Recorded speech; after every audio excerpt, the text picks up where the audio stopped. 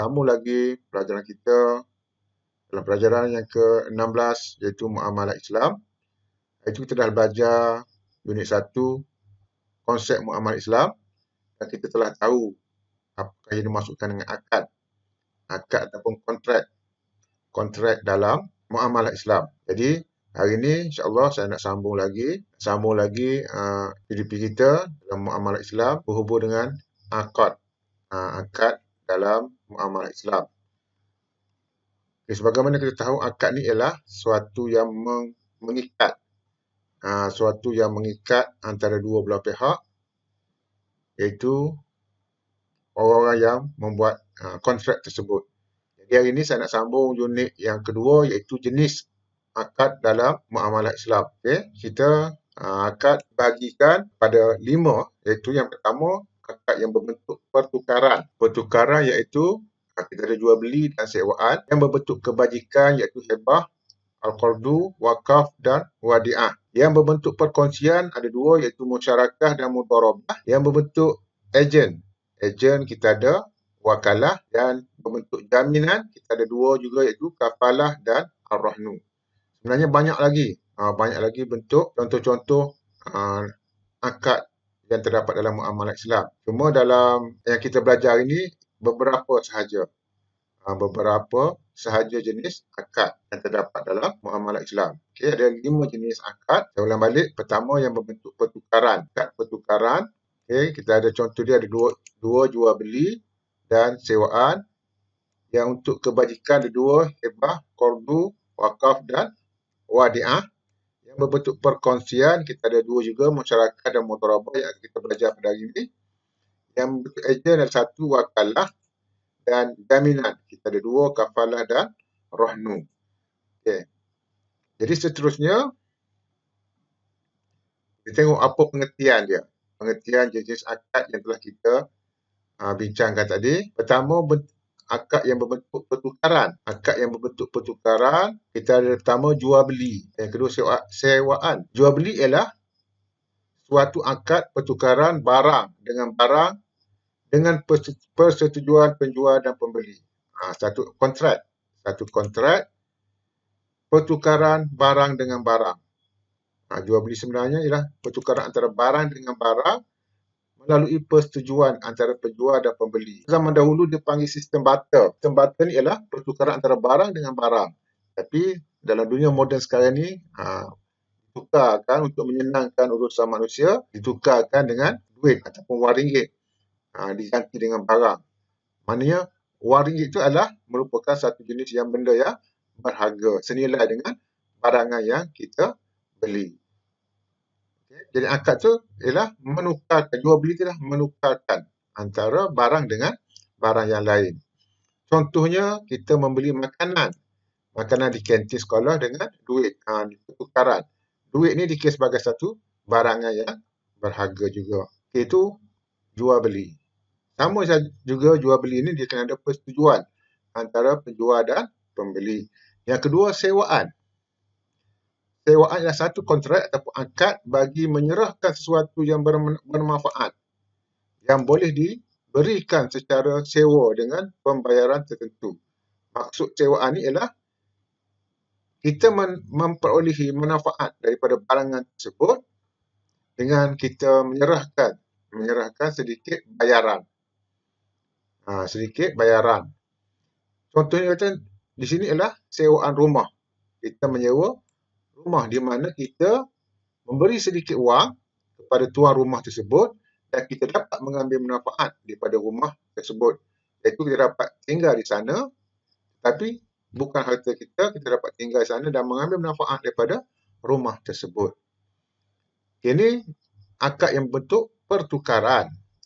Yang kedua, seterusnya akad yang berbentuk kebajikan, tolong-menolong antara sesama manusia. Pertama, hibah. Hibah ni ialah memberikan sesuatu yang berharga secara percuma dengan rela hati kepada orang lain ketika pemberi masih hidup.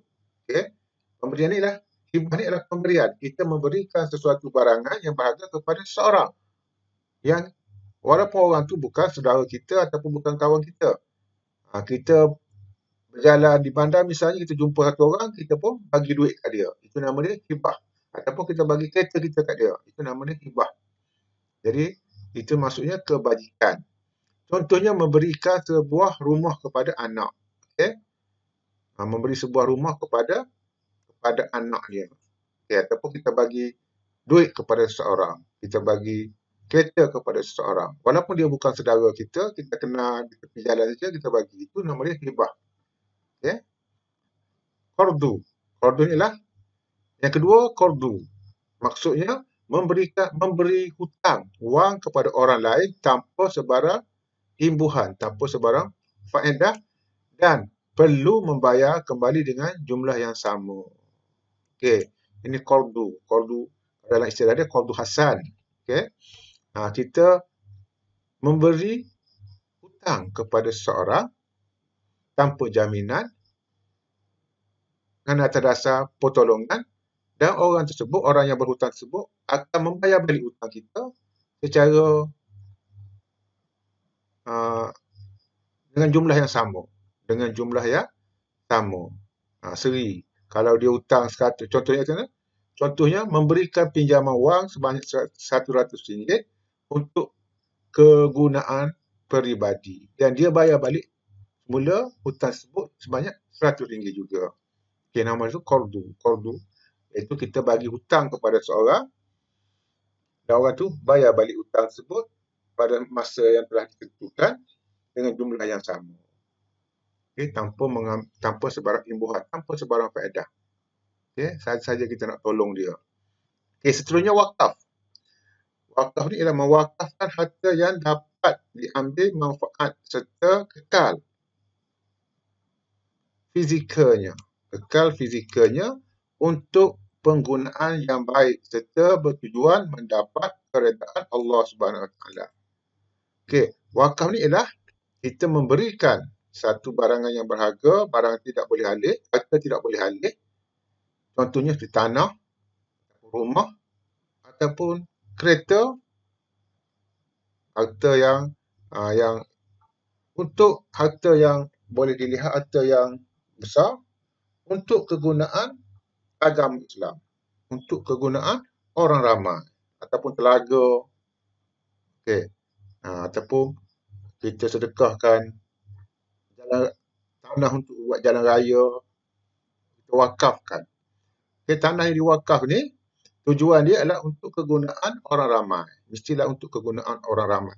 Kalau untuk kegunaan peribadi, dia nama hibah. Jadi, untuk wakaf ni dia mestilah untuk kegunaan orang ramai. Untuk kegunaan orang ramai, nama dia wakaf. Contoh sini kata, mewakafkan rumah untuk pusat penjagaan anak-anak yatim. Okay? Kita menyerahkan satu barang yang berharga untuk kegunaan orang ramai, untuk kegunaan umat Islam, untuk kegunaan fisabilillah, untuk kegunaan mengembangkan agama Islam. Okay. Biasanya orang wakafkan tanah untuk pusat pengajian, wakafkan tanah untuk apa? Untuk buat masjid, sekolah, hospital dan sebagainya. Begitu juga ada orang mewakafkan telaga untuk kegunaan orang ramai. Misalnya di Kemboja, di negara-negara Timur Tengah, negara-negara Afrika, di mana ramai rakyat Malaysia yang mewakafkan telaga untuk kegunaan orang di sana. Dan biasanya harta yang diwakafkan adalah misalnya harta yang kekal, yang boleh digunakan lama. Kalau sekejap dia bukan wakaf lah. Kalau wang ringgit, duit misalnya, dia tak panggil wakaf. Duit tu nama dia istilah lain, sedekah dan sebagainya. Okey. Jadi wakaf ni amat penting untuk kegunaan, untuk perkembangan agama Islam dan untuk kegunaan masyarakat. Seterusnya wadi'ah. Wadi'ah ni adalah memberikan sesuatu barang kepada orang lain agar dapat disimpan dan dipelihara seperti yang sepatutnya. Wadiah ni ialah macam kalau dalam bank, istilah bank dipanggil akaun simpanan, di mana kita meletakkan satu barang yang berharga kepada seseorang ataupun kepada satu agensi untuk mereka jaga. Mereka jaga harta kita tersebut dan kita boleh ambil pada bila-bila masa yang kita kehendaki. Okay? Misalnya kita serahkan kepada seseorang, kita nak mengembara ataupun kita nak bermusafir, kita nak ke luar negara, kita ada tanah, kita ada rumah, kita ada kereta, ataupun kita ada wang. Jadi kita serahkan kepada seseorang yang boleh dipercayai untuk dijaga. Untuk mereka jaga dan simpan dengan selamat. Dan pada waktu, mungkin setahun ataupun 2 tahun kemudian, kita kembali semula ke tanah air dan kita pergi jumpa dengan orang yang kita amanahkan untuk menjaga harta kita tersebut dan kita boleh ambil balik sebagaimana yang kita simpan tadi. Yang sebagaimana kita serahkan kepada dia. Okey. Dalam istilah bank dipanggil akaun simpanan. Akaun simpanan di mana kita simpan 100 dan pada bila masa kita boleh ambil balik 100 tu duit kita. Kita pergi jolok dekat bank tu, pakai ATM, tekan saja tu, kita dapat balik 100 yang kita simpan tadi. Itu wadiah. Ni wadiah. Okey. Ini ada berapa? Ada untuk kebajikan ada 4. Satu, hibah. Yang kedua, qardu. Yang ketiga, wakaf. Dan yang keempat, wadiah. Okey, seterusnya yang perkongsian. Akad yang berbentuk perkongsian. Pertama, musyarakah. Akad yang menetapkan sesuatu harta atau perniagaan yang dikongsi bersama oleh 2 orang atau lebih. Okey, ini musyarakah ni adalah perkongsian ataupun syarikat. Dalam istilah kita, syarikat. Syarikat ni adalah satu kontrak antara 2 orang untuk sama-sama berkongsi modal dan sama-sama bekerja, dan jika ada keuntungan maka sama-sama akan mendapat keuntungan tersebut. Okay? Dan jika sebaliknya, jika rugi, maka dua-dua akan rugi, akan mengalami kerugian. Misalnya, A dan B berpakat, berkongsi untuk membuka satu syarikat di mana kedua-duanya mengeluarkan modal. A keluar modal dan B keluar modal. Mereka sama-sama bekerja dalam syarikat tersebut dan jika ada keuntungan, akhir tahun mereka kira-kira balik adalah untung 1,000 misalnya. Maka mereka akan bagi keuntungan mereka tu secara bersama. Itu nama dia musyarakah. Contoh sini adalah perkongsian untuk menubuhkan syarikat perniagaan. Okey. Ini nama musyarakah ni ialah syarikat. Perkongsian untung dan rugi antara dua orang. Antara 2 orang ataupun 2 pihak untuk sama-sama bekerja dalam satu syarikat ataupun dalam satu perniagaan. Yang kedua, mudharabah. Mudharabah ialah akad yang dilakukan oleh pemodal dengan menyerahkan modalnya kepada pengusaha agar dapat diniagakan dan keuntungan dibahagikan antara mereka. Okey. Mudharabah ni ialah sama juga macam musyarakah, macam syarikat, dan bezanya sama-sama kongsi modal, tapi bezanya mudharabah ni paling senang kita nak faham ialah pelaburan.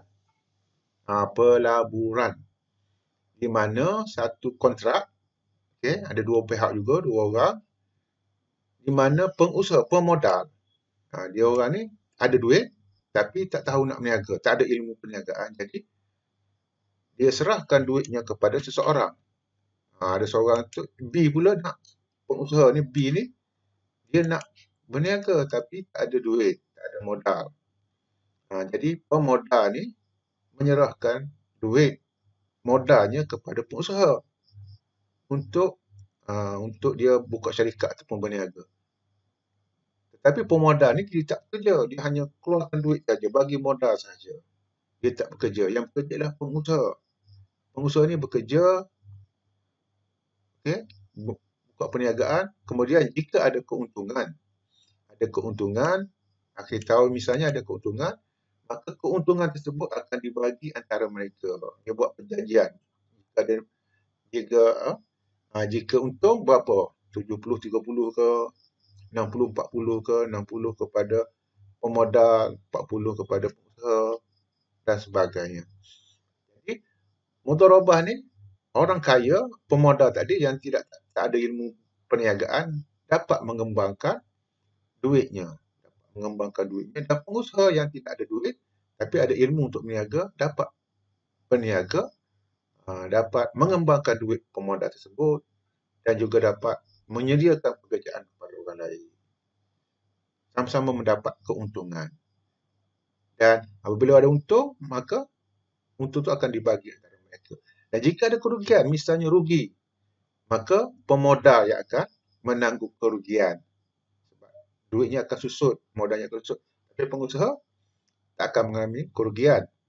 Mungkin cuma dia tak ada keuntungan, tidak ada untung lah, tidak ada untung. Okey. Jadi itu mudharabah, pelaburan. Istilah kita sekarang ni ialah melabur. Kita melabur dalam satu syarikat, kita duduk diam cukup tahun, setahun misalnya, dia akan keluarkan kenyataan syarikat untung, maka kita dapatlah keuntungan tersebut. Tapi modal kita tidak hilang, masih ada lagi. Ataupun rugi misalnya, tahun tu rugi, maka modal kita juga mungkin akan kerugian. Itu mudharabah. Contohnya pemodal memberikan RM10,000 kepada pengusaha untuk perniagaan buah-buahan dan kadar keuntungan yang dipersetujui ialah 60% untuk pengusaha dan 40% untuk pemodal. Mudharabah itu mudharabah. Seterusnya, yang keempat, ejen.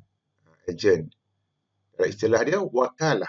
Iaitu mewakilkan pekerjaan tertentu yang boleh dikerjakan kepada orang lain. Wakalah ni contohnya seperti jurujual. Jurujual di supermarket, dia menjual makanan, menjual barangan di supermarket tersebut, tapi bukanlah barangan dia. Bukanlah harta dia, bukan barang dia. Cuma dia diwakilkan oleh tokil kedai tersebut ataupun tokil supermarket itu untuk menjual barangan tersebut. Nama dia wakalah. Diwakilkan. Tokil kedai tersebut mewakilkan kepada pekerjanya untuk menjual barangannya. Sebab dalam akad, dalam istilah Islam, dalam sistem perniagaan jual beli Islam, kita mestilah menjual barang kita sendiri. Kita tak boleh jual barang orang lain. Kalau tidak, tak sah. Tidak sah jual beli tersebut. Jadi wakalah ni untuk sebagai wakil. Jadi sah juga kita jual barang orang lain tapi dengan syarat telah disetujui ataupun telah diberi keizinan oleh tuan barang tersebut. Okey, contohnya Irsyad mewakilkan Syafiq untuk menjual sebuah rumahnya dan Syafiq akan dibayar imbuhan yang dipersetujui. Okey, ejen. Okey, ataupun broker. Jadi kita dapat berlakulah jual beli tersebut walaupun bukan barangannya, walaupun dia bukanlah pemilik sah barangan tersebut, cuma dia diwakilkan oleh pemilik sah untuk menjual barang tersebut. Okey, seterusnya jaminan. Jaminan kafalah, dalam istilah dia kafalah. Kafalah ni jaminan yang diberikan oleh penjamin kepada orang yang dijamin atas sesuatu transaksi. Jaminan penjamin. Okey. Ini penjamin. Misalnya ada orang nak berhutang, nak buat pinjaman bank. Dia memerlukan sebab dia tak cukup syarat, maka bank memerlukan penjamin. Jadi, penjamin ni kafalah dalam istilah muamalah Islam. Okey. Dan orang yang menjamin pinjaman tersebut mestilah membayar hutang tersebut jika pemihutang, orang yang berhutang tersebut tidak mampu membayar hutang pada waktu yang telah dipersetujui, yang telah ditetapkan. Maksudnya dia tak boleh bayar hutang. Maka penjaminlah yang akan membayar hutang tersebut. Itu maksud kafalah, penjamin. Okay.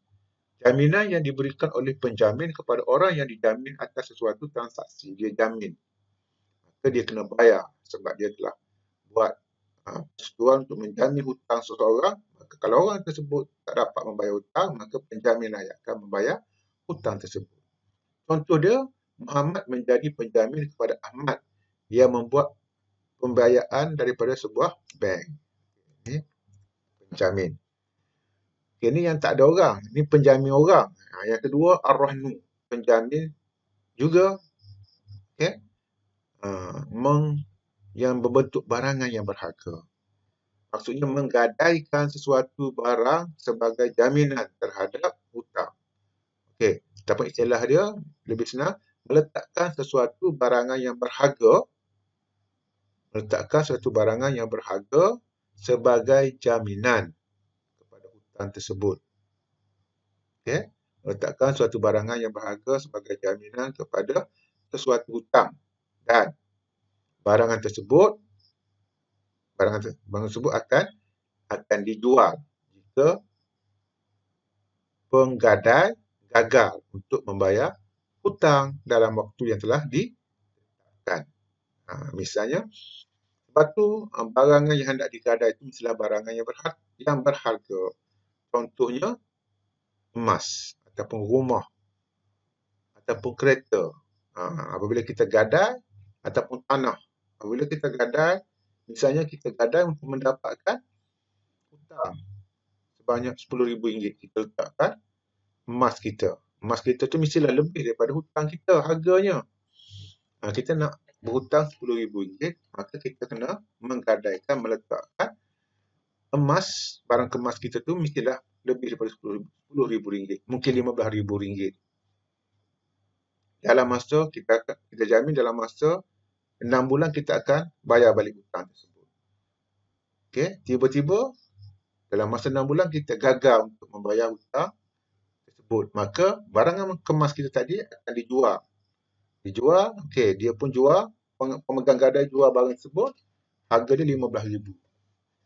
Jadi dia akan ambil hutang dia balik RM10,000, campur dengan upah dia menjaga barang kita tu mungkin RM200, dia akan ambil RM10,200 dan lebihnya sebanyak RM4,800 lagi dia bagi balik kepada orang yang menggadai. Okey. Contohnya Maimunah menggadaikan gelang emas kepada bank bagi mendapatkan pinjaman daripada bank. Okey. Ini sama je konsep dia. Kafalah dengan rahnu. Kafalah ni orang yang menjamin. Ar-rahnu ialah barangan yang berharga sebagai jaminan. Okey, seterusnya ada 5 jenis akad ataupun transaksi yang terdapat dalam muamalah Islam yang biasa kita temui, cuma kita tidak cuba untuk mempraktikkan. Jadi pelajar-pelajar sekalian, kita telah tahu, kita telah faham 5 jenis tadi dan insya-Allah kita boleh melaksanakan dalam kehidupan seharian kita sebab Islam telah menyediakan semua sekali.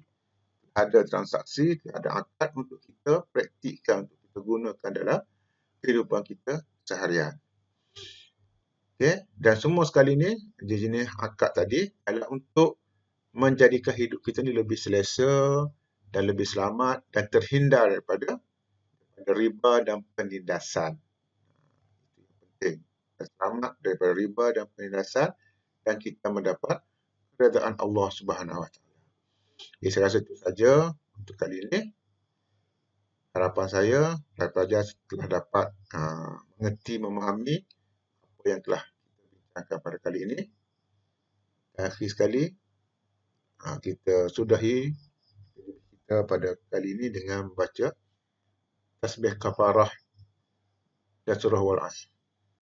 Subhanakallahumma wa bihamdika أشهد أن لا إله إلا أنت أستغفرك وأتوب إليك. أعوذ بالله من الشيطان الرجيم. بسم الله الرحمن الرحيم. والعصر إن الإنسان لفي خسر إلا الذين آمنوا وعملوا الصالحات وتواصوا بالحق وتواصوا بالصبر. Billahi taufiq wa hidayah. Assalamualaikum warahmatullahi wabarakatuh.